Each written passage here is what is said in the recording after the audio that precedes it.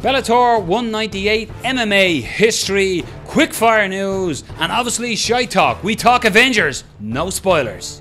I think the only thing I hate more than being right here in Chicago is being in this ring with you, and I assure you the next time I am, it will not be for long.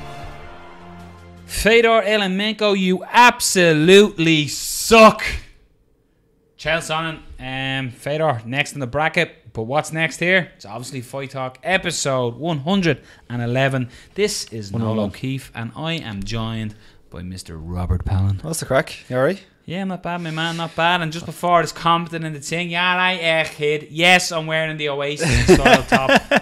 Whatever, God. I was wearing it into work today and I'm like, God damn it, I'm recording today. Someone's going to slag me over. And he's wearing no t-shirt under that. It's just football. That. Just that. I'm so actually take it wearing off. a very Guinnessy style t-shirt. Oh, yeah. 100 points of Guinness. Very good. Obviously Fight Talk episode 101. If you're tuning in for Brendan Dorman, he's not here. If you're tuning in for Daniel Mulvaheady, he's not here. Brendan Collins sick. Brendan called, yeah. Look, Collins sick. we'll get into that in a minute. Look at doctor's But, note next it's, week. It's me and Rob. So if you're You're gonna love it though. you're gonna love it. If you love obviously Fight Talk for me and Rob, this is the show for you. We go deep. It's me and Rob. You and me. We're going to be doing obviously Fight Talk quick fire news. We will be recapping Bellator 198 Fedor. Frank Mir, we'll be talking about that and the card. We'll be looking back this year in MMA history. The difference 7 years makes. This was 7 years ago. There was a famous picture of the seven champs in the UFC. So we'll discuss that a little bit and we will talk in and around how it's different, what's changed, who'd win, all things. And for you YouTuber live streamers that watch us, we'll even do a little bit of obviously Shite Talk. This is where we literally talk about anything and everything. We start today. Rob went to see the Avengers at the weekend. So we started with the Avengers and then No spoilers, by the way. Yeah, I don't give away any spoilers or anything like that. We didn't go Colby. No. But yeah, hopefully Brendan Dorman want to raise that up. Me and Rob work together, as you know if you're listening to the show, and we record after work. So I'm in work today, not feeling very well, feeling very sick. And I even said to Rob, I said, Rob, you're going to have to carry the show tonight because I am fucking dying, mate. I'm going to carry the show every week. To which, what did I reply back? Wanker? Prick. So I'm here. So I obviously take the show a lot more serious than Brendan Dorman, who phoned in sick. But hopefully you get better soon, my man. Only messing with you. Dan Mulvaheady is having issues with the house falling apart. He obviously didn't do a good enough job on the roof because he's got a leak. He's got a leak. And I don't mean a nice soup. Yeah.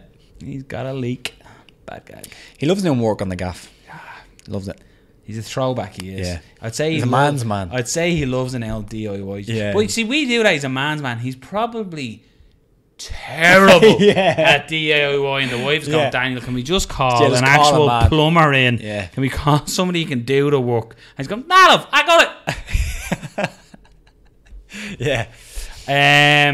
So yeah, it was a weird week, no UFC, and we called it wrong last week as well. We said Bellator was on Friday, it wasn't. Cage Warriors went down as well. We're not really going to talk about Cage Warriors in depth this week, just because we went a little deep in Bellator 198, but that was some cut, Rob.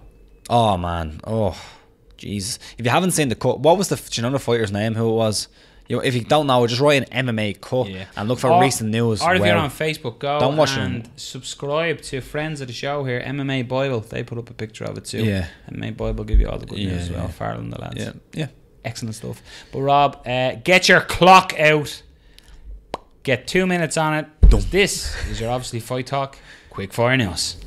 Here's your obviously Fight Talk quick fire news. 2 minutes on the clock. Gunnar Nelson is off UFC Liverpool card after picking up a knee injury. He said in a statement that he's targeting a recovery timetable of 2 or 3 months. This leaves Neil Magny without an opponent, and there's no word as of yet if a replacement is on the table. So bad news for Gunnar Nelson.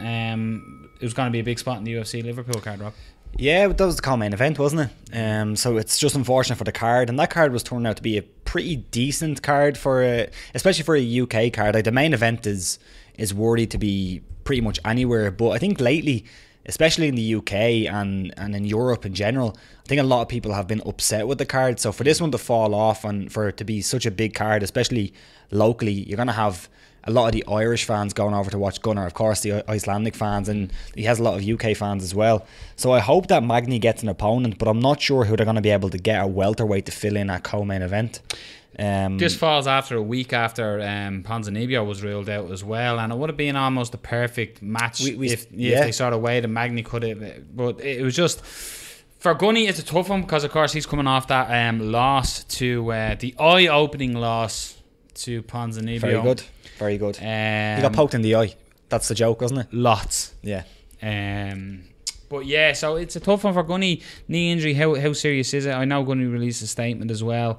But hopefully it's a quick recovery for the Icelandic man and he gets back in there, because you know it's a big fight for him. That was July, so you put another 3 months on it, it's July again, so it's going to be well over a year by the time. And again, I don't know about you, but I feel that Gunnar Nelson really hasn't took off as well as he could have in the UFC. I think he's had some bad luck. He's had some, bad losses that probably he could have avoided. And of course with the Ponzinibbio, that was just super bad luck. But I just think that looking at his career in the UFC so far, I really did feel that he would have been further along than he is now. He's had injuries. It looked like it was getting great momentum, and then he ran into Rick Story. Yeah. And that's sort of where I get what you're saying as well with injuries and stuff like that. So he lost to Rick Story, then he beat Brandon Thatch, which is like, I wouldn't say hype train, but it was kind of elevated, and then you ran into Maya, which is going to be a difficult one. But yeah, hopefully Gunny heal up soon and get back in there. But big loss I think to the card as well. Yeah. Next piece of news, Conor McGregor news. Will Conor McGregor be punished by the UFC? Well, Dana White said that he needs to be punished by the law first. He's got to be punished by the law first. Let's see what happens in New York, he said. And then he said that a fight between him and Khabib, if it was next, it would happen in Las Vegas. If you do a fight that big, you've got to do it in Vegas, White said. Khabib will fight in Russia at some point, but it won't be that fight. Conor is up in court in June, isn't it? Mid-June? Yes. For the charges, so it'll be interesting to see what comes of that. I do think it's quite funny that Dana White says, let's see what happens in New York. Oh, and by the way, the fight's happening in Vegas. If it does happen, we're going to do it. He's really pulled back. Like, I think we, at the time when it happened, and then when Dana White done that kind of interview with MMA Junkie, I think our perspective on that was, well done, Dana White. For once, he kind of come out strong against Conor.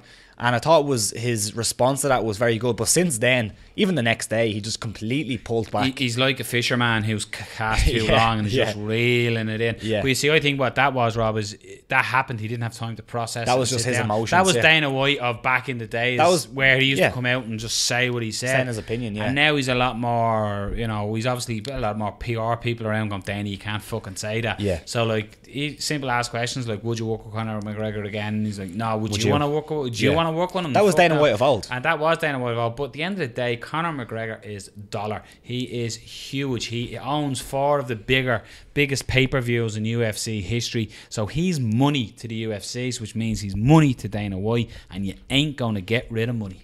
Yeah, and like Dana, that was one of the criticisms of Dana White. I think one of the big reasons why a lot of fans liked him, and even a lot of media liked him, apart from the media disputes that he had, and he had a lot of them, it was that he was very candid. He done them post-fight scrums, he done all those interviews, and he said how he felt. Since then, as you said, he has changed. Yeah, he has changed a lot, which I think, from a business point of view and from what the business guys are looking at, that's a good thing. But then from certain other perspectives, he's not as candid as he was anymore, and you kind of don't get that. But I think it goes the same for both ways. Like, you look at McGregor and his actions, people are going, oh my god, and then you look at him since, he's been very quiet, and it's all of a sudden becomes old news and it goes away. Yeah. And that's what Dana's reaction at first was. Brand new. It was, I think, the most honest you've seen in it. But look, it's going to happen. It should happen. And they have all the promotional footage they could possibly dream of.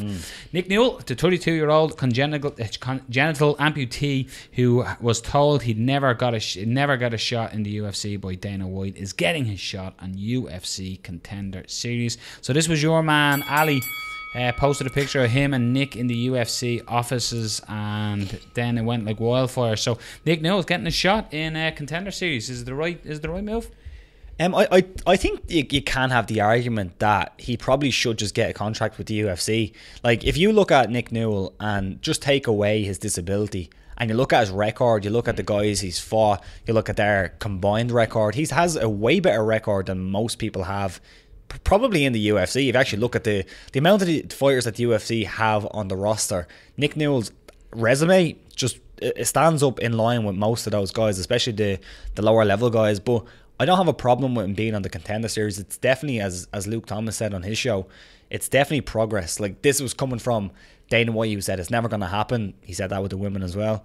And now to the fact that he's going to be on Dana White's Contender Series, which is almost sometimes can be a really good way of getting to the UFC. Of course, if you win, you don't always get signed. But if you do get signed, Dana White kind of pushes you.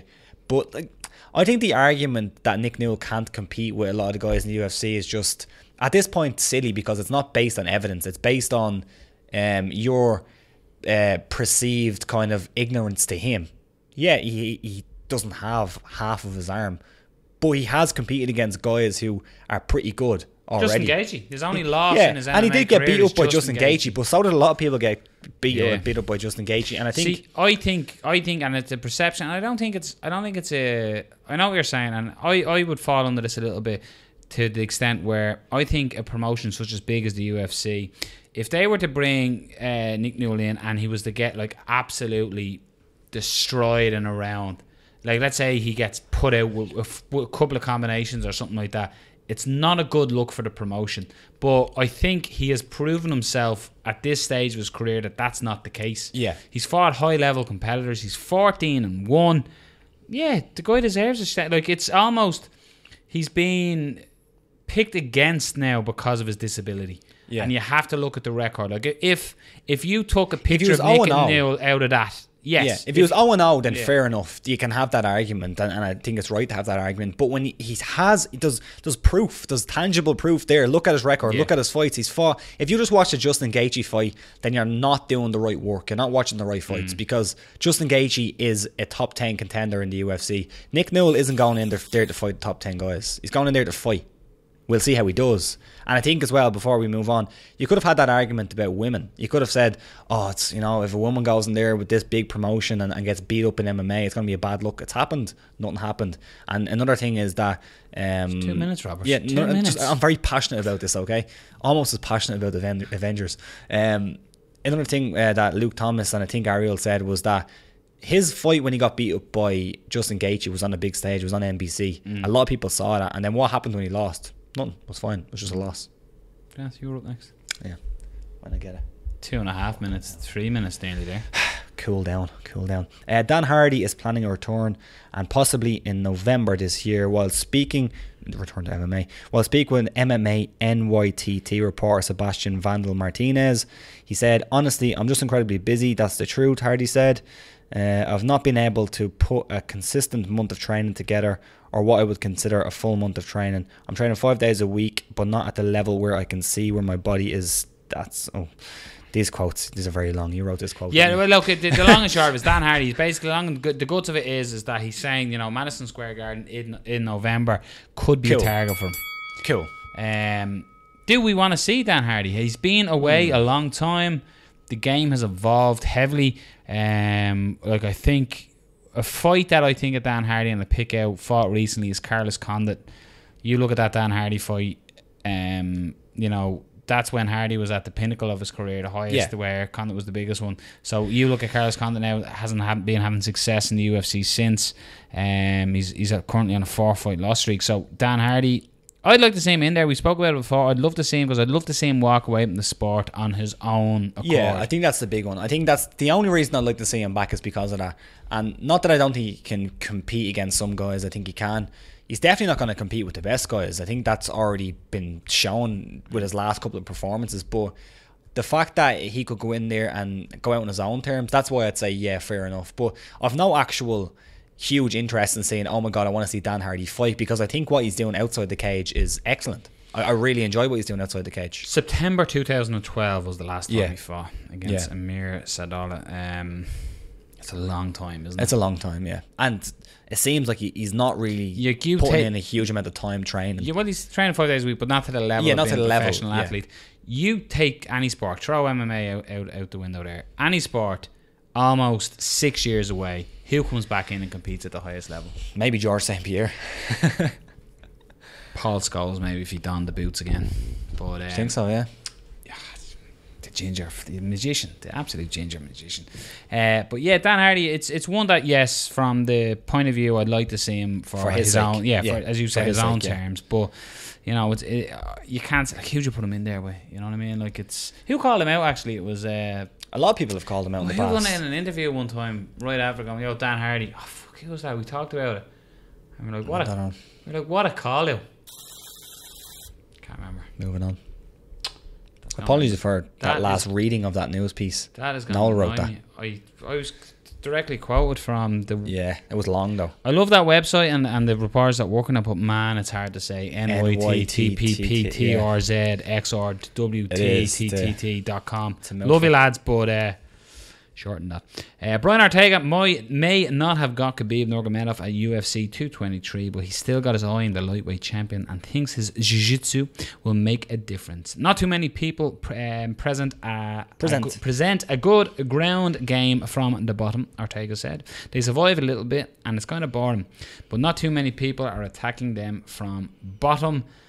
Hurting with elbows, they don't bring that kind of game because it takes a long time to develop. Whereas me, I grew up in that situation where I was always the bottom guy, always getting beat up by these guys, so I had to adapt my game to that. A lot of things came out of the madness that went on at UFC 223.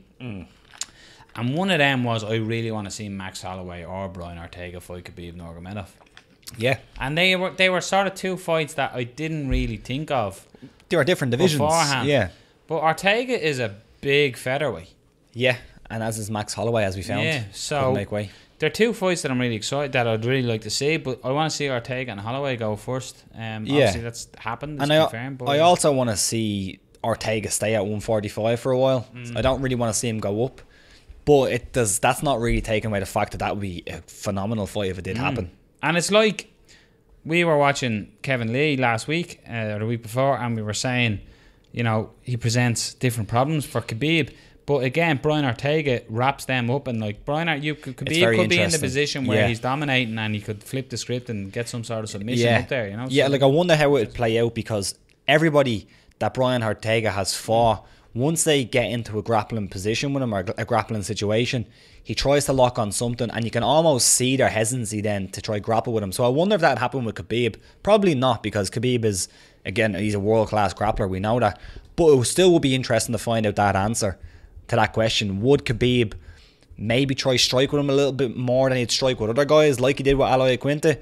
And then what happens then? Because Brian Ortega, as we said in kind of talking about his last fight, Brian Ortega's striking has come a long way.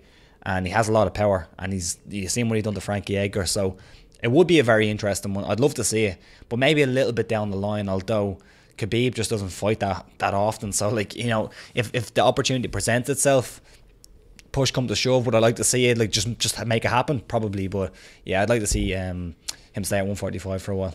And there's loads of contenders at 55. Loads. That was perfect, wasn't it? Yeah. I was about to say something, you just went, loads. Loads. Not in the news, but a tip of the hat to the champ. Katie Taylor, creating records, creating history, and she's from Bray. Yeah, she's from down the road. Our neck of the woods. Katie Taylor hands Victoria Bustos defeat and takes her title. I'm right in saying Bustos was the longest reigning female champion. I think, yeah, I remember reading something like that, yeah. Not more. Well, still well, she's not a champion anymore. I mean, current champion. Yeah. Okay. But did you see the nice little gesture, Katie Taylor going back after? Because when you win a belt, you get that belt forever. It's yours. Yeah. You know what I mean? You've become that champion, so you've won all that champion. Yeah. So when Katie Taylor or any champion beats the reigning champion, they get a brand new shiny version of that belt.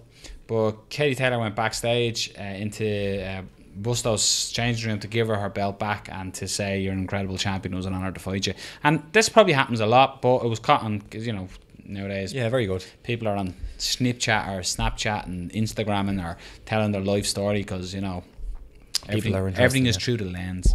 But yeah, Katie Taylor, it was a show of class. But she won on the scorecards. I think I'm saying 2 judges gave it 99, 91, and one gave it 98, 92. So dominant performance by Katie Taylor. Class act. She is pure class, isn't she? Isn't it such a pity's the wrong word, but the way she got fucked over in the Olympics, she could have turned pro 4 years earlier.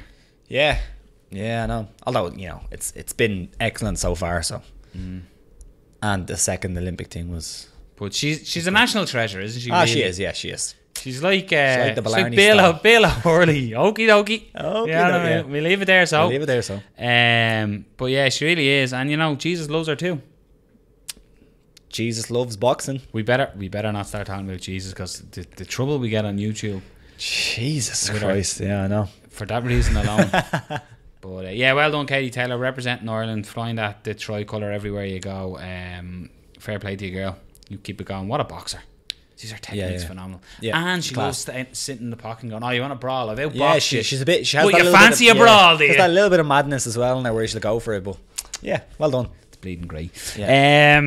It was quite funny because last week I was like, "Oh, there's no fights," and I went on an absolute tyrant about, no, it's on a Friday, it doesn't really count. It was on Saturday. Bellator was on Saturday night. I was so confused because I was like, on Friday I was like, I'm fucking knackered, but I'm gonna stay up and watch this, and then I fell asleep at like 11 o'clock or something really early. Then I woke up the next day and I was like trying to avoid spoilers, didn't go on Twitter.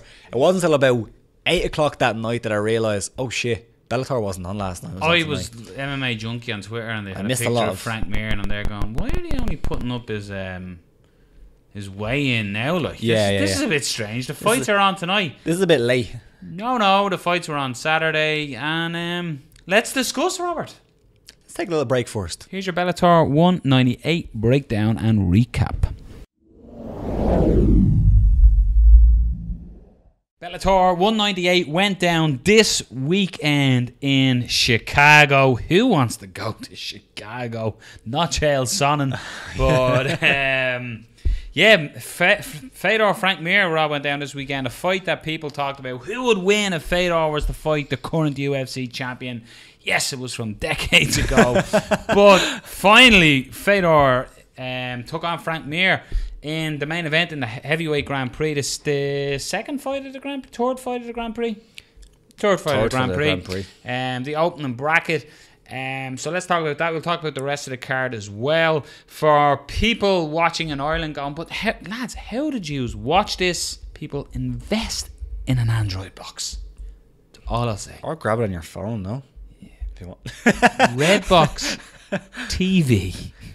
This guy's in the Android TV business or something. Just get on it, lads. It's bleeding great. But yeah, two things I loved about Bellator the weekend. It was on Saturday, not Friday, as advertised last week on Obviously Fight Talk.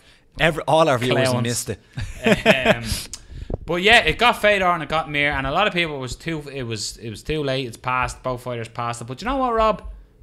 For the 48 seconds that it lasted, I enjoyed it. It was a bit of crack. I enjoyed the fight though. It was a good fight. Let's break it down a little bit, right? Yeah. A couple of weeks or months ago when the picture was taken, a lot was made of Frank Mir's weight. He looked absolutely huge.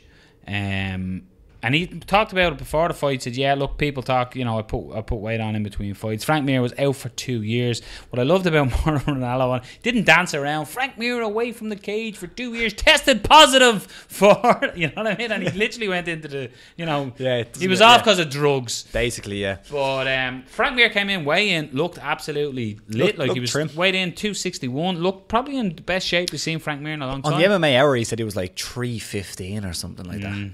315 at one point. Wow. Fedor looked like, Fedor. I would even say a little bit more out of shape, Fedor. He's doing it for all us dads. Yeah. Well done, Fedor. With a jumper. So, leading into the fight, I actually picked Frank Mir going into this. And the reason being is I just thought Fedor, he's been on the end of a couple of bad losses. He is like a child with... who gets car sickness. He doesn't travel well. He hasn't done well in the States. I think I'm right in saying he had 4 losses out of 5. He only beat Rogers, is that right, in America? Yeah, I think so. Well, I don't know. Off the top of my head. I think so. So this was billed. It was what it was. I thought, Frank off for 2 years. That's going to count. But Worst thing I think happened to Frank Mir, and this is a weird thing to say, was he hurt Fedor in the opening exchange. Yeah, potentially. I don't think the game plan should have been go in there and brawl with Fedor. Yeah. I don't think the plan should ever be, let's go in there and do what the other guy wants me to do. He wants me to go in there and strike with him. Fedor, like, you can argue whether he's been the best heavyweight outside of the UFC, and we can have that little bit of an argument. But I think you can always say that Fedor is good in the brawl, and he has heavy hands, he has finishing ability. Once he gets you hurt, he's really good at finishing you. And I think that Mir going in there and not using his size to push him up against the cage and wear him out a little bit, which what he said he was going to do. He said he was going to go in there and pace himself a little bit. He didn't. He went in there and he scrapped. And I think he hurt him. I think some of that comes down to that he hurt him. Yeah. And Mir, when he hurt him, he went for the finishing, and Fedor used the cage wall lovely to get back up. Got back up, and then beautiful hip throw. Yeah, lovely. Mir done very well to get back up, and just in the clinch, Mir just grazed Fedor with a knee, and you could see at that stage that Frank Mir sort of smiled to go, yeah, let's do this, and you could see Mir was enjoying the fight. But what happened then was, for me looking at it, Mir down, they reset both of them in the centre of the cage, and Mir came forward. As he came forward, his head movement, he was going to the left, he was going to the right, while coming forward in a straight line and throwing the punch. And you can see when he threw the 1-2 and went that way, Fedor plants on his back, on the right leg on the back, and throws a straight right down the pipe. Just misses Mir as Mir was counting. But Mir, if you look at it again, you'll see him, he then, head movement goes back the other way. Head movement. And then when he comes back up, he throws the same combination again. And again, Fedor sat back on that right leg to throw the big power right hand. Missed, but this time as Mir leaned off to his right hand side, as he'd done in the move, it was literally the two moves mirrored each other. And Fedor got that information by the first move. It's not the cleanest strike you're going to see. Little left shoulder hook, wasn't it? Yeah, he threw the right. Mir then, his movement brought him trying to get off centre line, but replicated the exact movement he'd done seconds beforehand. And Fedor just threw like a shovel left hook that caught Mir square on the chin. And Mir literally, similar in a way, obviously it was a knockdown shot, but it reminded me of the way Ronda missed on Holly Holm and fell into the cage that time. She just got out of her way. There's a lot of momentum there. And that's exactly what Fedor used. He used all of Mir's momentum. So you're talking about a 261-pound man coming at you. And Fedor beautifully set a little trap of coming back, had the right distance, and just landed that shovel hook and got the job done there, and landed big shots on the canvas just to get that beautiful mustachio referee to call time. Do you know what it kind of reminded me of? It kind of reminded me of Fedor, Dan Henderson. Remember when Fedor got caught and he dropped, and then the ground and pound kind of just came under the arm? It kind of was similar to that, but it's a good performance from Fedor. You could clearly see though that his chin isn't completely there. The first one that hit him, he got hurt a little bit, so you'd be worried against a big puncher how he'd do. But good win for Fedor, and now we're going to see Chael versus Fedor. Is it for this tournament? Do you think that was the best result for Bellator? That Fedor Emelianenko won by first round knockout? Probably. The mystique of Fedor and the... Well, you could go two ways with it. You could also say that Frank Mir does have a name as well. Yeah, Frank Mir's a legend. Yeah, a big name. But I think, there's something about Fedor. There's always been something about Fedor in heavyweight tournaments, and there's a bit of a mystique there still. But I can't remember exactly what I tweeted at the time. And I tweeted something like... I'll find it because it's easy. I tweeted something about Frank Mir. He lost this fight, I think I'm not saying it was the only way he could lose, but it was one of the only ways Frank Mir could lose this fight, was by fighting that style fight. It was it seemed like a really bad game plan. Again, it mightn't have been a game plan. It might have been just, a situational thing. He came in, got hit or hit Fedor, and this is what I said. In a weird way, it looked like Mir didn't respect the power of Fedor, even though he did. The only way I felt Fedor would win this was a battle of ego. Mir had more ways to win the fight, but chose the way Fedor had a chance. And I do think, in a way, I think that's right, because I think when Mir hurt Fedor, he thought, I've taken a few of your shots here as well. After the fact, like that exchange where they grappled, they threw, they had the little thing, and I think he tasted it and thought, I have you hurt. I think he mistakenly thought that Fedor was more hurt than he was, and Fedor landed the finish shot, timed it beautifully coming in. The short left hook using Mir's momentum against him, put the lights out. 2 years away from Mir cannot be ignored, is what I tweeted as well. And I definitely think that is, they're two valid points as I was watching it live, that I thought that, you know, credit has to go to Fedor. In a way, it not remind me because it was a very different fight. But remember Arlovsky fought Fedor and he was beating him. Yeah. And he got overconfident and went for the big flying knee and Fedor absolutely destroyed him. Overhand right. Yeah. In a way, it was a bit like that. Mir had Fedor hurt, and you can't say, I can't even put it down to a rush of blood to Mir because he's so talented, he's so experienced in this situation. But I think he thought he's seen the end and he's seen the highlight reel of finishing Fedor. Yeah. And like he was, but it's something Brendan will always say as well, his foot moving and stuff like that. But he came forward in a straight line and showed Fedor the same move twice. Yeah, and Fedor's always been a fairly good counter puncher from there. Like he's not the type of guy who, you know, is gonna sit back and land counter strikes like that. But I mean, if you come straight at him, he can find an opening, and that's what he did. And good performance. And now we're gonna see the best heavyweight in the world taking on Fedor, Chael Sonnen. Yeah, Fedor in the next one. And when they stood beside them, our size differences, Fedor is a small heavyweight, but he's thicker, a lot thicker than Chael would be. He's clearly a bigger man. Yeah. You know, Chael fought at 185, but he's a big 185er. But Chael delivered an incredible line, and Fedor just wasn't having any of it. Yeah, Fedor doesn't care. Yeah. Just doesn't care. It's like, whatever. I don't care. Give me money. Yeah. Scott Coker, take me gloves. I'm out of here. Go away, FBI. But what do you think? Just off the bat, we're gonna go down the card and talk about the other fights that happen. But what do you think of Fedor Chael? It's gonna be weird, isn't it? Because you're gonna have Chael talking absolute what a weird trash world we live in. Whoever thought Fedor versus Chael would happen in Bellator? Mamma mia! Mamma mia! It's again, it's entertaining. The build up is going to be Chael trying to get Fedor to crack, which it's not going to happen. But the fight itself, you know, it's not the most interesting, intriguing fight. It's two guys near the end of their career, but it's going to be fun, probably like Fedor versus Mir. So yeah, you know, it's good for Bellator. They're going to get a big event out of it. But the winner, if you wanted me to pick a winner now, you'd have to side with Fedor just because of the experience at heavyweight. Always had good takedown defense. You know, the grappling is there. It's not like he's just a puncher. He's a good grappler too. This is the problem, isn't it? Is grappling here. That's Chael's path to victory in most of his fights. And Fedor's a great grappler. Like he's showcased it in other fights. He has good kickboxing. Yeah, he does have good kickboxing, but you can't kickbox with Fedor. Fedor's just gonna Brett Rogers the head off him, like, if he does that. Yeah, you could, you know, if he lands something big, Fedor's chin isn't what it used to be, but, you know, that's a middleweight coming up, hitting him, versus like a heavyweight that's been hitting him his whole career. So, you know.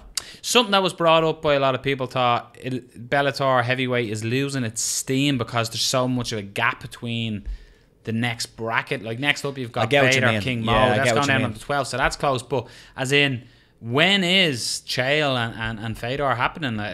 I think it's May or something like that. I don't know. No, it's not May. It's definitely not May. Isn't it? Chael and Fedor. Sorry. King Mo and Ting is in May. Yeah, that's May. Sorry, that's what I meant. But that's what I mean. When's the next bracket happen? Yeah, it's a bit all over the place. Plus, like Nelson and Krokop, the winner of that, is now being called the alternate, isn't it? Yeah. Yeah, I don't know when it's going to be. It is one of them ones where, you know, the way Pride used to do it, and even the way Strikeforce done it, you kind of knew when the next one was coming. Like, you do know when the next fight is coming, but not really when the actual next step, the next, you know, to say the semi-finals or whatever. So, or as the Americans would say, semi-finals. The semi-finals, yeah.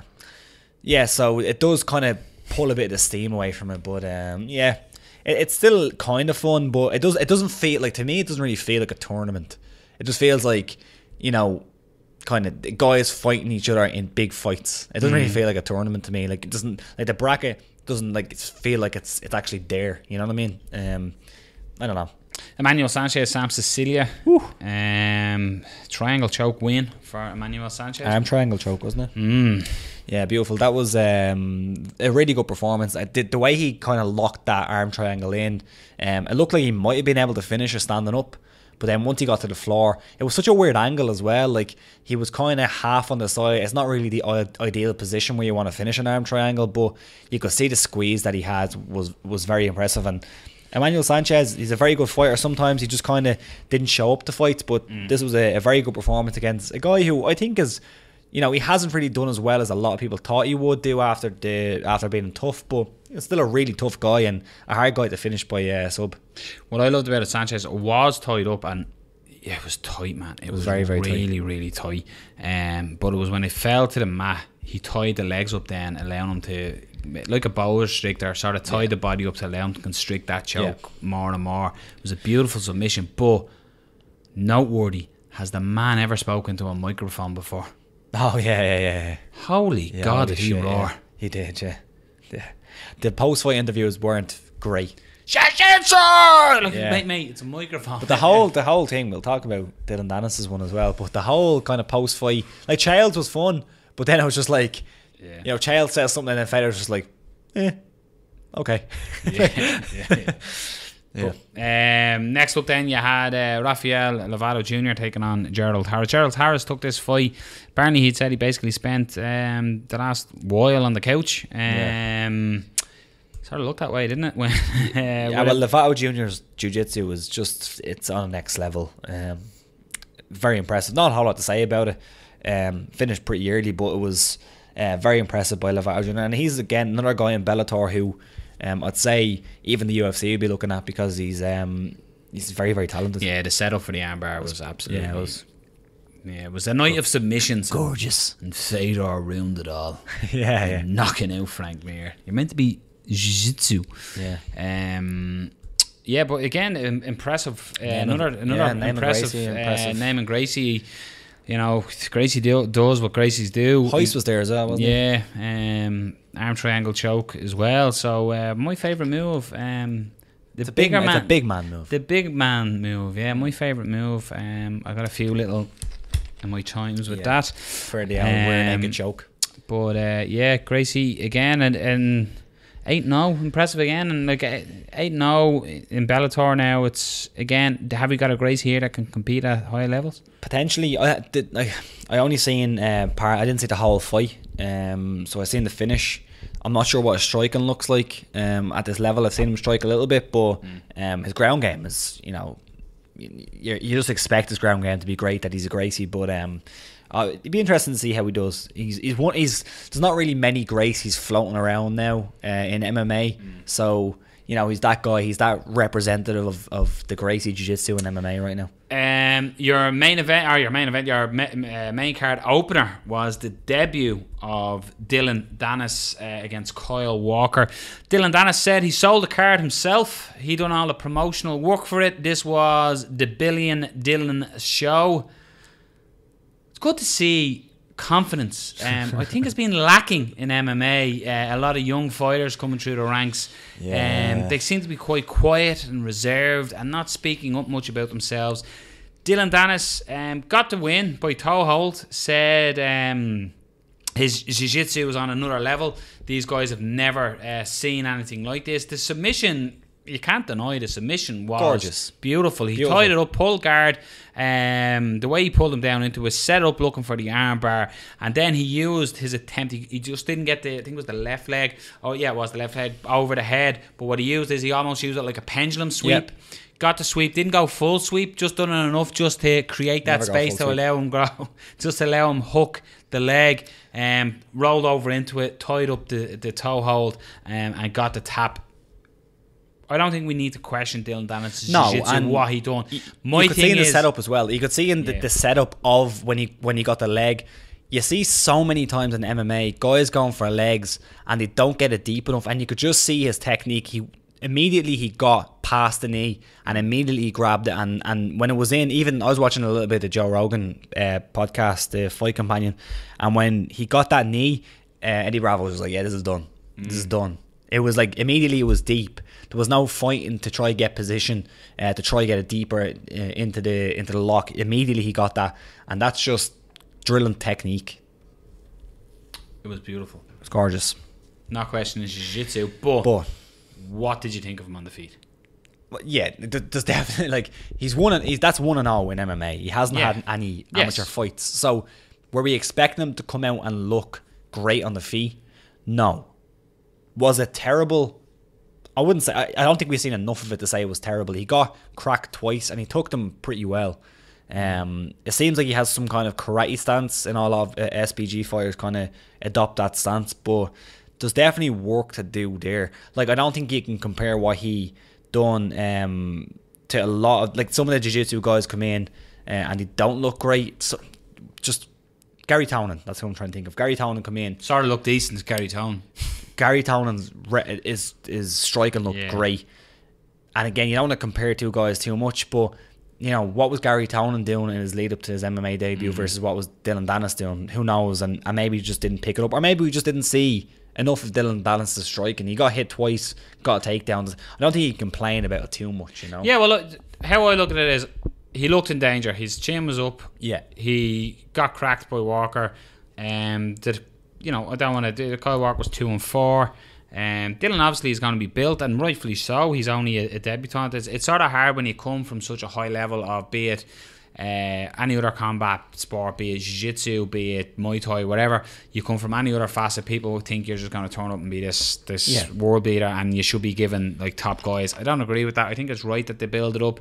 Somebody said to me today, it reminded me a little bit of James Gallagher when he started off. I think James a better stand-up starting off. James's stand-up wasn't poor. No. Well, James came from a stand-up background anyway. Yeah.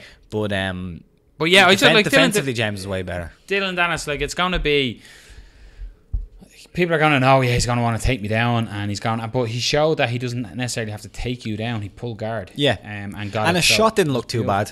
My only thing is, all these bums need to call me out. I don't need to call anyone out.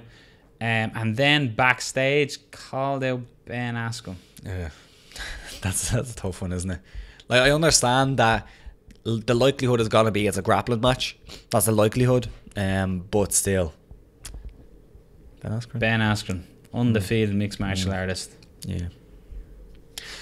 Now with Dylan Dennis, like, Askren.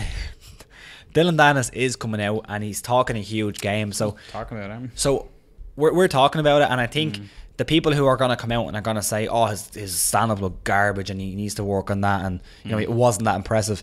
To be fair to them people, he is coming out and he's saying he's the big draw on the card. He's coming out and he's saying that he's getting paid all this money. He's getting paid the most money of Bellator. Yeah. He's saying that he's the future of the sport. So, you know, he is bringing it on himself. People are going to come out and question what he's saying and question his performances. But I think all in all, if you look at it as an MMA debut, I think it was fairly decent. I think it was pretty good, especially on the ground. He has a lot of work to do, and I hope that, you know, because, you know, whatever you want to say about Dylan Dennis, I don't like the way he talks. I don't think that's really Dylan Dennis. I don't think the way he's talking is him, because if you look at previous interviews, and if you actually look at him when he kind of gets going talking, when he's not trash talking, he seems like an okay guy. He doesn't seem like that's his character. He seems like he's playing a Kofi Arizona, and he's promoting himself. Yeah, like Kofi Covington in a way, but probably not as egregious. Like, but his MMA debut was on the second biggest promotion. Yeah, that's true. States. Yeah, and he brought a lot of eyes to it, and you could see he has a lot of attention. But then, like, you know, I don't want to, just because that I don't like the way he talks, and maybe the character he's playing or whatever it is, isn't for me. It's not that thing. He still is an excellent jiu-jitsu guy, and I do want to see how he can develop in the sport. So I hope that they don't just feed him to like Ben Askren or even anybody who is like a decent MMA fighter. You want them to be moved along pretty slowly. Don't give him the Ben Askren. Jesus, no. Don't do that. And your standouts on the card? I'm trying to think where I tuned in. Yeah. Not really. That's the answer. Not a whole lot. Yeah. Well, I'm actually checking what age Dylan Dennis is. Let's pull it up really quick. He's 24, so he is a kid. He's young. He's younger than me, like. Yeah, he's yeah, like, again, it was opening debut was on Bellator, you know. Yeah. He's legit. His ground game is legit. Like, he tapped Joe Lozon recently in the sub and met Morris as well. So no, he is a legit black belt. He is legit under Marcelo Garcia, although they don't speak anymore apparently. God, it's like being down a hairdresser, isn't it? With drama. But yeah, Bellator. Question. Sure. Bellator deliver for you. Did you enjoy sitting watching Bellator? Yeah. was good. It was a good card. Submission of the night went to Big John McCarthy in post-fight interviews with the grip of death. Big brother and everybody. God, he really strangled him. He stands there and he's like, so how was that fight? Yeah, how are you there now? Yeah, Jesus Christ. And he has big, and he's a hands mammoth man. Yeah, he's enormous, yeah. But, yeah, Big John, talking about, like, can't be fucking neck, John. Get off me. Yeah, big. I actually like John in the interviews. He's very good. Yeah. Oh, he's a good commentator too. Yeah, he is excellent too. Yeah, Excellent work. It's great to see the trans over. Stop grabbing people with the heads, John. The trans jump from wherever it is cool. Transition. That's the word I was looking for. Thank you, Robert. Speaking of transitions, no, I'm not finishing this yet. Right. But yeah, Bellator, I found it did deliver. A lot of people, like, you can look at submissions and stuff like that. What was that? I'm sort of saying some of them. You look at the main card. A lot of them are first round submissions and finishes. So is that really good fights? Is that bad matchmaking? Favourable matchmaking? But no, look, I enjoy Bellator, and again, thank you to Android boxes across the world, because Mauro Ranallo was in our living rooms on Saturday night. Yeah. We don't get to listen to him as much. I think from a lot of people in Europe, Mauro goes under the radar as one of the best commentators. Like, he is absolutely phenomenal as a commentator. Yeah. It must have been for him a dream to commentate Fedor and Frank Mir. That must have been you know, a bucket list type thing for him, you know. But he's excellent.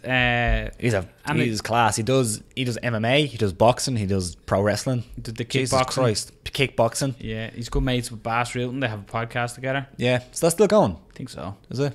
Check it out. It's not on episode 113. 11. 11. It goes to 11. That's impressive. Did you get that? All here now. So get that quote? Or get that? Goes here to reference 11. now? No. Fuck off. I feel like we're going into an obviously shite talk moment. Yeah. But let's move it on. Jeez, I haven't seen Spinal Tap in years. Goes to 11. This week in MMA history, 7 years ago this week, the Super 7 Q&A was held in Toronto. That's in Canada, people. Which featured every UFC champion on the roster. So how has the landscape changed? Let's run through who was on the stage, Rob. Yeah. And the then and now, I suppose. There they are. Left to right, maybe. So your bantamweight champion. Or right to left, then. What way do you look at this? Yeah, whatever way. Your bantamweight champion was Dom Cruz. It's now TJ Dillashaw. Your featherweight champion was Jose Aldo. Remember that guy? Yeah. It's now Max Holloway. Your lightweight champion was Frankie Edgar. He's not even in that division anymore. Now Khabib Nurmagomedov. Your welterweight champion doesn't even fight anymore. GSP. Now your champion is Woodley. Middleweight champion, too busy taking dick tablets now, Anderson Silva. It's now Robert Whittaker, who's having a bit of issues and hasn't fought in a while. Your light heavyweight champion, John Jones. Get your shit together. And the champion is now Daniel Cormier. Wow. Your heavyweight champion was Cain Velasquez, now Stipe Miocic, who fights Daniel Cormier. Yeah. So when you look at that, I remember when they done that, there's one thing Rob said when you look at that picture and said, look what's one missing piece in that? Tell you what, this fucking sausage fest. It's an absolute sausage fest. No women on stage, because there was no women's MMA at that time. Was it at that where they actually brought Ronda Rousey out on the stage? I can't remember. It could have been. I don't know. I can't remember. I don't think so though. But no, it wouldn't have been. Would it? It was UFC 129. George St. Pierre taking on Jake Shields. Yeah. And the reason we started on this is not one man on that stage is now the champion of that division. So 7 years. What's changed, Robert, in MMA? All the champions. No, just leave you out to dry. Yeah. What's changed, Robert? What's changed? Write a thesis. No, I think, to be honest, I think a lot has changed in terms of like everything, in terms of matchmaking, in terms of how I think we see champions, because at that time I think the championship had a lot more prestige. I think right now, with so many interim titles floating around, like, I don't think there was any interim titles back then. Like, there was no interim title as far as I remember. Those champions, like, if you look at all the champions there, every single one of them was a dominant champion. Yeah. Cain Velasquez was, I know he didn't defend the title that much, but he was seen as a dominant champion. John Jones just was at that time pretty much unbeatable. Like, and even now, a lot of people would say he's pretty much unbeatable. Anderson Silva, what can you say about him? That guy had one of the longest streaks in the UFC, only to be beaten by Demetrius Johnson recently. He beat it, didn't he? Or he at least matched it. Again, similar thing could be said about George St. Pierre. Frankie Edgar, again, a great run at lightweight. Jose Aldo and Dominic Cruz. But I think right now, if you look at the champions, there's not really many of the champions, apart from maybe DJ, who you can say is a really dominant champion. Miocic is doing pretty well. I suppose Cormier is doing pretty well. But I don't know, there was a different feel about the champions back then. There wasn't as much movement. I think that was the era of really dominant. And I think it was more GSP and Anderson. Does that mean, though, by saying that, does that mean the competition's got better? The contenders have yeah, probably. I also think I just think matchmaking is different as well now. I feel like back then, little Joe Silva doesn't come in and shake your hand anymore. Yeah. I feel like back then it was always moving. The contendership was always moving. It was like a thing that just kept moving and moving. You had new contender. Now it just seems like everybody wants to fight up their weight class or down their weight class. Like those two guys there, almost in the middle, GSP and Anderson Silva. Like if this was this day and age, those two guys would have fought by now, just the way the divisions are moving. But back then, that was a complete dream fight. Yeah. And right now, like if you're looking at fights, division fights, these two guys would probably fight if they were still. John Jones and Cain Velasquez. That's a fight that people still want to see. I just feel like back then the landscape was completely different. The matchmaking was completely different.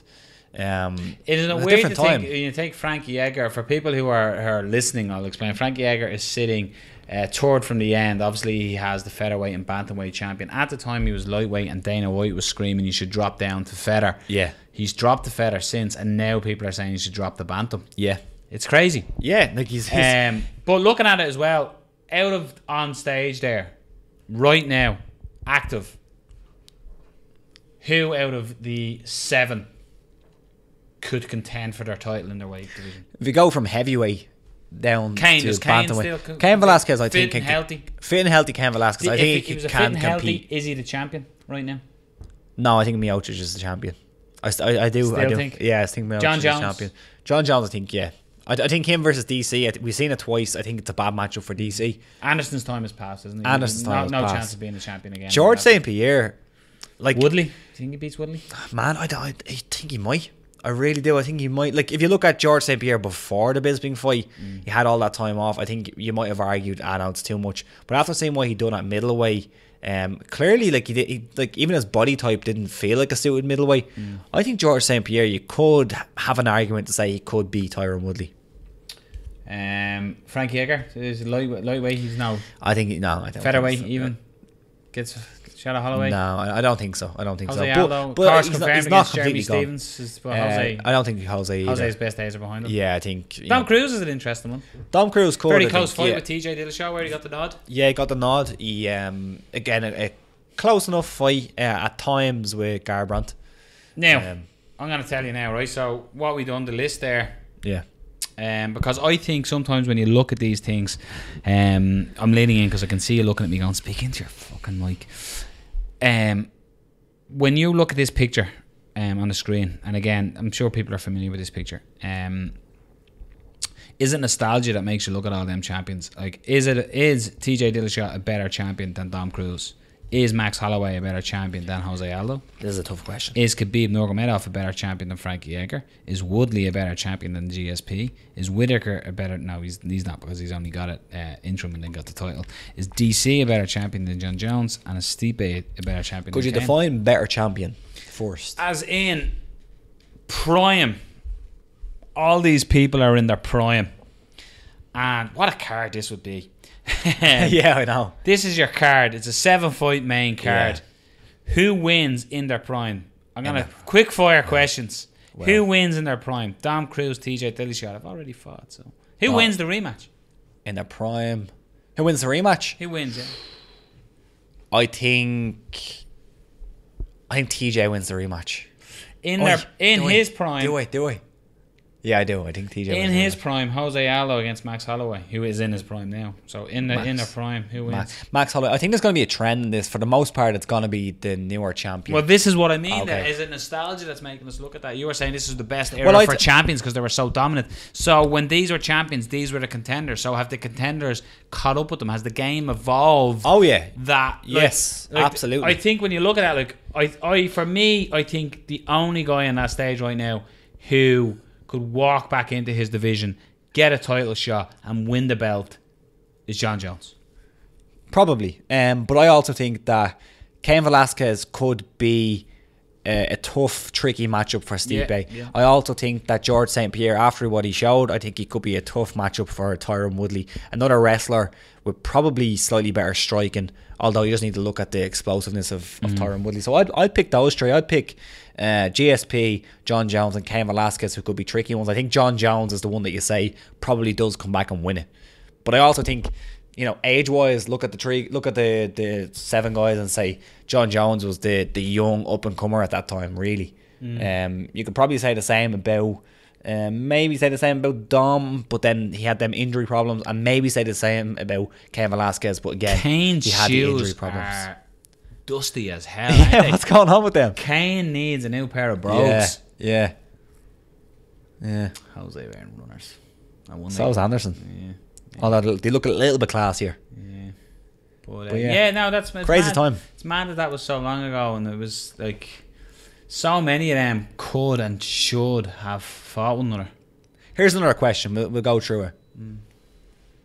Did these guys fulfill and reach and maybe exceed? We'll say reach their potential. We'll go down the line. Dominic Cruz, did he reach his potential? No, injuries.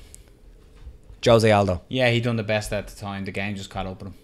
Frankie Edgar. He overachieved, I think, for possibly, yeah. lightweight. And I don't mean that badly as in skill set. For him to become the champion of the lightweight division is incredible, considering his size. Yeah.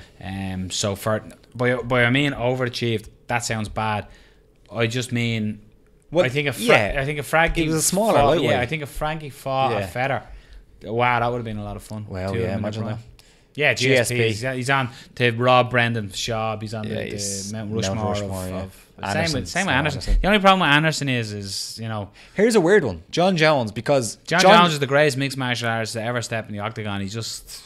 But isn't John Jones a weird one, because can you really say he didn't reach his potential? He went in there and he smashed so many guys. He did reach he just didn't. I think John Jones... He didn't run his potential far enough. Yeah, John Jones that's what it is, isn't it? John Jones could have done something. I honestly think John Jones could win the heavyweight title. Yeah, look, I think John Jones peaked.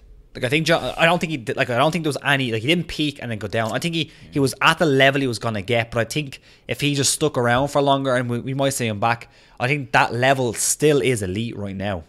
John Jones, I think, is the greatest guy to ever do it. Like, I honestly think, obviously you take out the lower weights there, but I think if a fracas must have broke out on that stage, the one man walking away from that was John Jones. Yeah. With a trail of bantamweights up to heavyweights lying behind him. Like, I honestly think if you were to throw them into a Royal Rumble, I do think John Jones walks away the champion there. Yeah. Like, that's a silly thing. No, injury again. Cain... I don't know if it's AKK or AKA or what it is, but it's just his training or whatever, his body just let Cain down. I think Cain was such a good heavyweight champion. I do just think, like, when he fought Verdum, it was just, you know, Mexico done him. You know, that's what done him, was Mexico. Ironic. Yeah, but yeah, I think Anderson GSP definitely you know, the only thing with Anderson is that asterisk now, you know. Yeah. But yeah, it was a great time for champions. It was.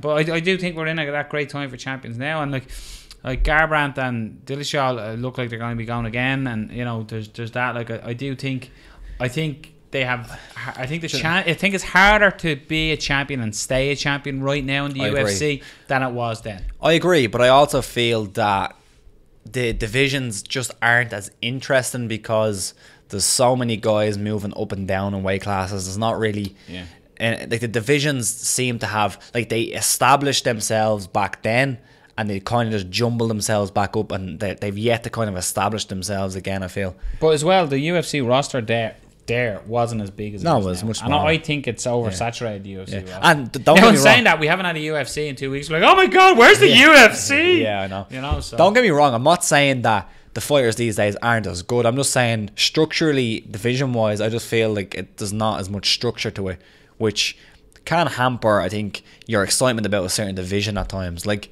you know, welterweight is a bit of a mess right now. Lightweight is kind of a bit of a mess right now. Say that about every at the minute. To be fair, the only weight class, although you can't even say that about heavyweight. But you know what? I I'm gonna say a weird thing, right? Bantamweight looks great. I think we know more about followaways because there's so much more media coverage of MMA now.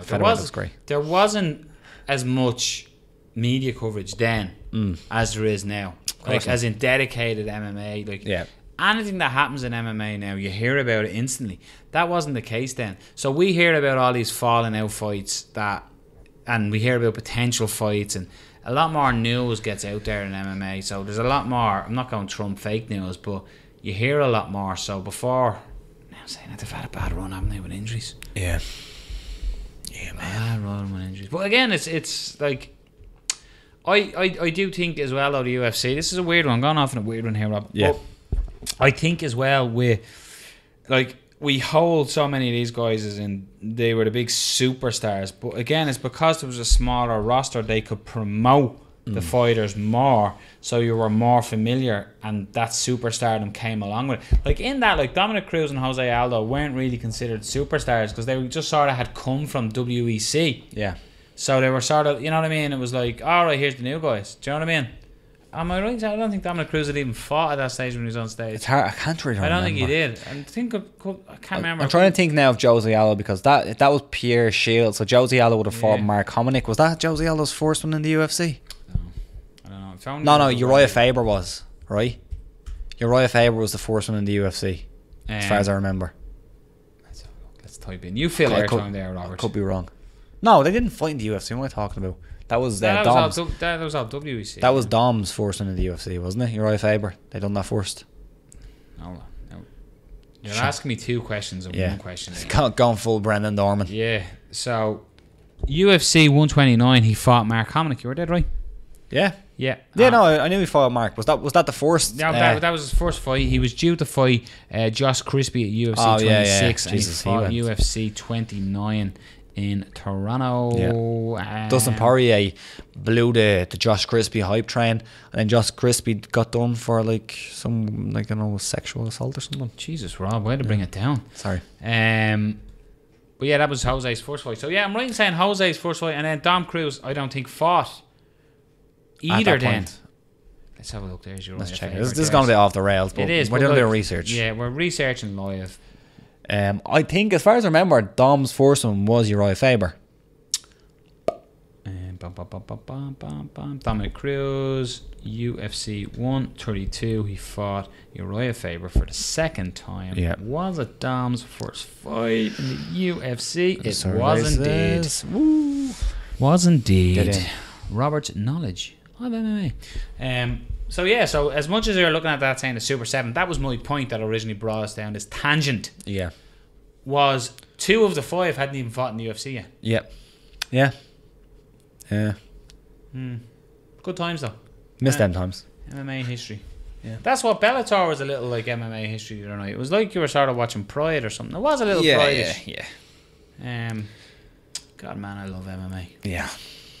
It's great. It's weird. It doesn't feel that long ago watching that, doesn't it? What year was that? 7 years ago. Wow. Speaking of that, Mike. 2011. God. Anyway, great times. Yeah. So yeah, like Rob said last week, if there's an MMA history that you see during the week and you're like, yeah, that's really good. I'd love the lads to sort of have a off the rails talk about it and go off on one. But this is something, so yeah, do say that. Go, Chase lads, this week such and such happened, and we'll tune it in. We'll dial it in and we'll use it. We'll bleed and do it. We had as we said at the top of the show, unfortunately Brendan couldn't be with us this week, so We have a little bit of airtime. We have a little bit of thing that anyone watches our live streams when we're sitting at home in the comfort of our own houses.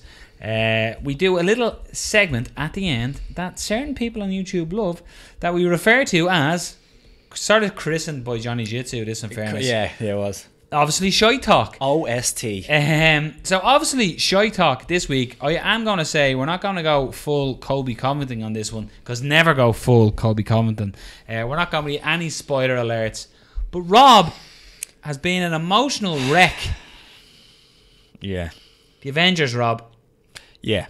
This Rob wants to talk about Avengers. So this is the start. We have no idea. We only have the topic here as the Avengers. Yeah. I haven't seen it yet. But this is where we'll do a little bit of obviously Shite Talk. It could last 10 minutes, 15 minutes. So if you have tuned in now and you're going, what are the lads talking about? This could go any direction. MMA is probably dropped now. So you're safe to turn off once you've subscribed, of course. Because we're now at the stage of obviously Shite Talk. We're going to have to get a little thing here to say we're going to make a little intro and stuff. Yeah, definitely. But Rob, Avengers, you were an emotional wreck. What you think? I really liked it. Go watch it is what you tell people. You say go watch it. Recommendation, go watch it. If you have any interest in the Marvel, the MCU as they call it, I'd say go see it. I'm a big fan. So that's the first thing I'll preface with this, is that I'm a big fan of these films. So I pretty much like them all. There's a couple that I don't really like that much. Like Thor 2 was a bit meh. But most of them... That was the most recent Thor, was it? No. Thor 3 was the most recent Thor, which was fucking phenomenal. I love that one. But I will say that I'm a big fan of these films, so I have an investment in them, you know? Yeah. Like, I go into them, and like part of the whole experience of it is that I like the characters. I've seen all the films, and I'm a big fan. So I'll say that first. If you're not a fan of them, you've never seen it, you probably won't like it as much as I did. I think you're a fan of it, right? My fucking left arm is a fucking sleeve of tattoos. But you haven't laced with tats. Laced with tats. But you do not want to mess with this man. I know you're a fan of the comic books, but you've seen all the movies, right? Yes. Most of them. Most of them. I still haven't seen Black Panther because it's not in the dodgy box. But it's great. Black Panther's great. My problem is, you see, I have a wife who thinks I'm a nerd, and I have a son who also agrees with that. And my son is 13, and he doesn't like these movies, so I can't go to the cinema on my own. I've no people say it's fine to go in the cinema on your own. I think it's the most loserous thing you can do is go to the cinema by yourself. I probably would do. I've never done it, but I probably would do it if I didn't have anyone to go with. But fortunately, my girlfriend's a big fan of these as well, so we went to see it. So first things first is that I'll say I really liked it. I probably loved it, to be honest. There is problems with, like, you're always going to have a big problem with making a film like this with like 20 superheroes that you have to try to give some time to. It's like anything. It's like if you only have, it's a long movie, it's 240 I think it is. It's an investment. If you only have 240, which that's a lot of time, but if you have also like 20 characters or whatever it is, 15 to 20 characters that your like fans are already invested in, and you can only give a certain amount of time to those, you're gonna like kind of brush over a lot of things, which is gonna happen. But like the first thing I'll say is that the villain is probably the best villain that they've done in all the movies. Probably better than Loki, which is saying something, I think. He reminds me of someone looking at him. I can't remember who it is that I looked at and going, God, he's like a character or an actor? Some bloke I know. Alright. So like not even an actor. Yeah, just somebody I know. Big dodgy chin. Yeah, he does. He has like a scrotum chin. Yeah. Yeah. It's Josh Brolin. So now that we've said he reminds me of somebody and his chin looks like a scrotum, I think I'll not say the name of it. Don't say it. Yeah, so it definitely has that kind of problem where it feels like parts of the movie is like they kind of got sections and just kind of spliced them together. It was kind of like parts of it was like they didn't flow as well as it probably could have, but like the actual spectacle of seeing them all together, and even the plot, like the villain is deadly, and like he actually had, like, he's not the villain where you're like, I want to take over the world just because, do you know what I mean? There's some kind of backstory, and if you've seen the other movies, I don't know if this is a spoiler. No, but you've seen the other movies, you know Gamora. Don't go from Guardians. No, you know Guardians of the Galaxy. Yeah. This isn't a spoiler. Guardians of the Galaxy. Gamora, Thanos is her dad. Well, kind of. He kidnapped her. Yeah. So you have that relationship there. You have the relationship between all the superheroes who have never met each other. So you have, like, you know, all of them meeting up, the Guardians of the Galaxy meeting up the Avengers, all that kind of stuff. I won't say who meets who, but the plot was kind of loose. Like, it's like, you know, it's a superhero movie. Was it good? Was it funny? Did they do the wittiness? It was very. It was actually very funny. It was like, if you've seen the most recent Thor, it had a lot of that humor. But then I think they're just it was getting also that from Deadpool. They're sort of trying to pick up well, the Guardians of the Galaxy was funny. And that was before Deadpool. That's little. What's his name? Little Groot. Yeah, Baby Groot. So like, it had kind of humor, but it was also very serious because it was like the whole lead up from all the films. Many popcorns out of if it was out of 5 popcorns, I'd give it like a 4.3 out of 5 popcorns. When you go to the cinema, Rob, what sweets do you get? The man of your physical specimen. I don't eat sweets the whole lot. Yeah, so what do you what get? I get is usually, you know, you have proper corn. Proper corn. Yeah. I'll get a bag of proper corn. Sun-dried tomato, or what flavour do you go with? Regular.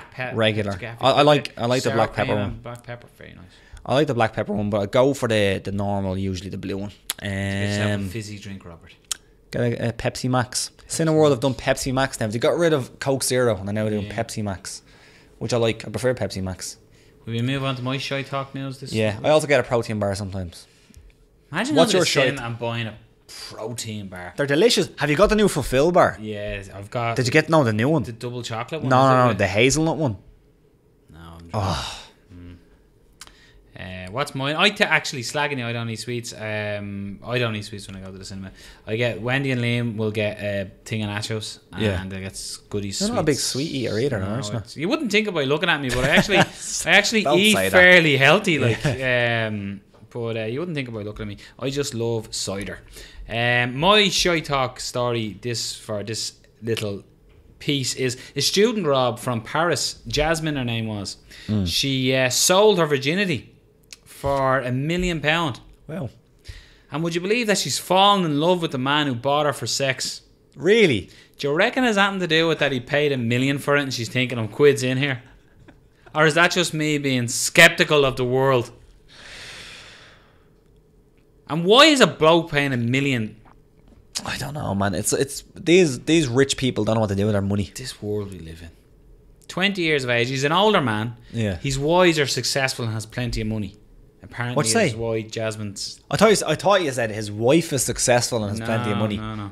So and what? So they fell in love. She fell in love. She put her thing up. She put her virginity up for sale. She got £1 million for it, and luckily, she's fallen in love with the man who paid $1 million for her virginity. The man of her dreams.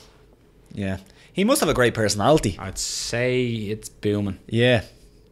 Imagine like falling in love with a guy who purchased you.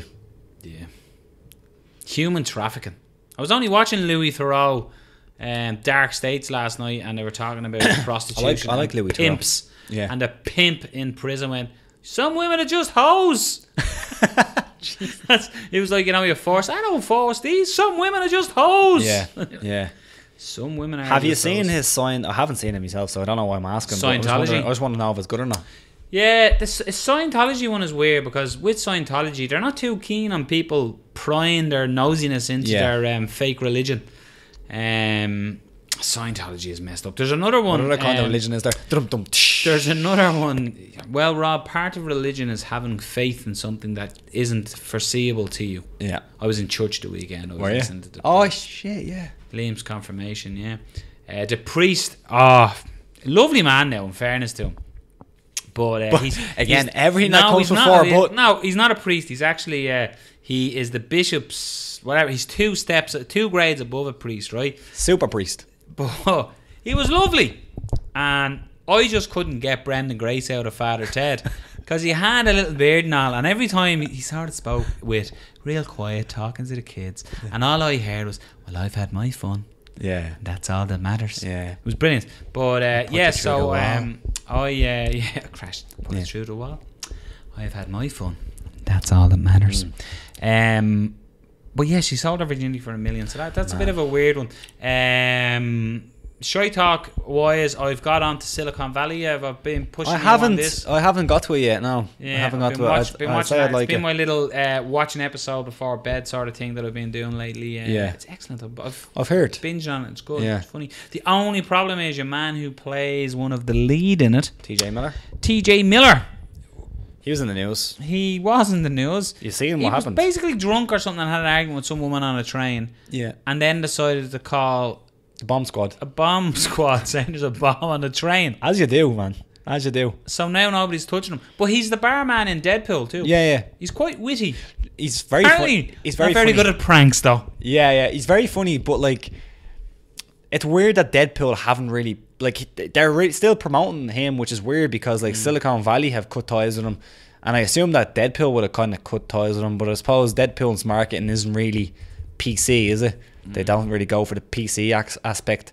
But I can't wait for that movie as well. Deadpool 2 looks great. I love Deadpool. Stop bringing it back to fucking movies. I know. I just can't. I'm just thinking about fucking the Avengers. I want to go see it again. Yeah. I might try. I'm gonna try and talk. I said we'll go to the cinema this week. They all want to go see A Quiet Place though. That's good too. That's very good too. Yeah. Like, I think like a person who doesn't really like superhero movies will like A Quiet Place a bit better probably. Although A Quiet Place isn't really a typical horror movie. You know, it's not really. You know, it's not like jump scares and stuff. It's, you know, has a bit of thought to it. You know, it's very quiet. Don't get any popcorn or anything like that. Oh, it's one of them, is it? So I remember years ago going to the cinema, went to a horror, and I swore it was the last time I ever go to the horror. I can't remember the name of the movie, but you might get it where there's like, there was a clapping in what the age were you? basement. What's the name of this? It was only a couple of years ago. Only like, I say a couple of years ago. It was probably 6 years ago. But there was like, there was clapping or something. Oh yeah, I do remember that. Yeah. But there was somebody in the cinema, right? That was. It'll come to me. There was somebody in the cinema. Conjuring.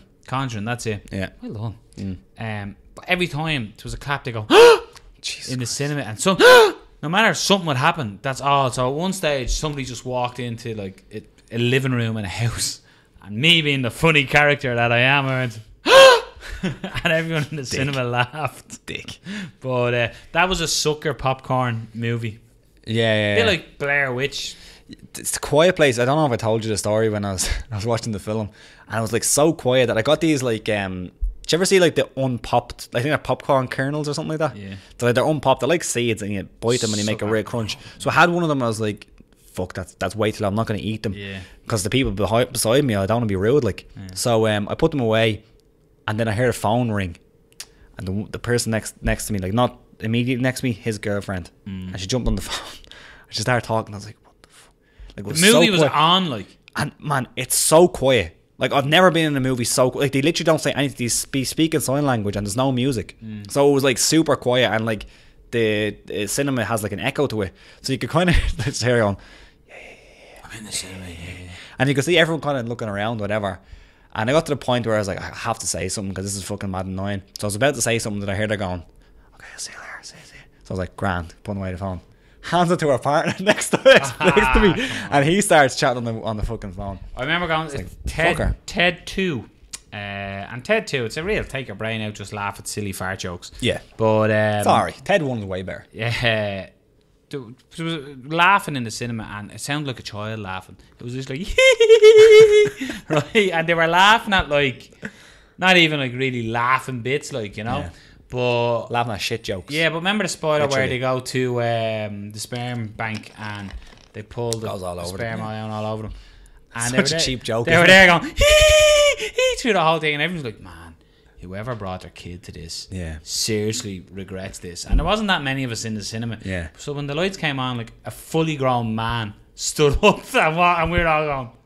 And I was like, that couldn't be him. But you know the way in Ted they sort of do clips at the end or something like that. Yeah. And something came up and he went, he must have been messing. No, I mean, he was about 40 and about 22 stone, I'd say. But laughed like a little girl. It was amazing. But everyone was like, this is such an inappropriate move for that child to do that. Yeah, it wasn't a child at all. Yeah, it wasn't a child at all. It was a big man. So that's Shite Talk. It's where we sort of talk shite about nothing and anything. Yeah, it was a weird one this week, Rob, wasn't it? Yeah, we had some plans, but, you know. Yeah, we won't tell the plans or give out the plans. Because the plans might happen again, maybe. Yeah, we had two really good guests. Yeah. Man. Lined up on the show, but... Yeah. Oh well. Next time. So this has been, obviously, Fight Talk, episode 111. Was just me and Rob. So if you're a big fan of Brendan Dorman and you didn't hear him, tough shit was me and Rob. If you're a big fan of Dan Overheady, tough shit was me and Rob.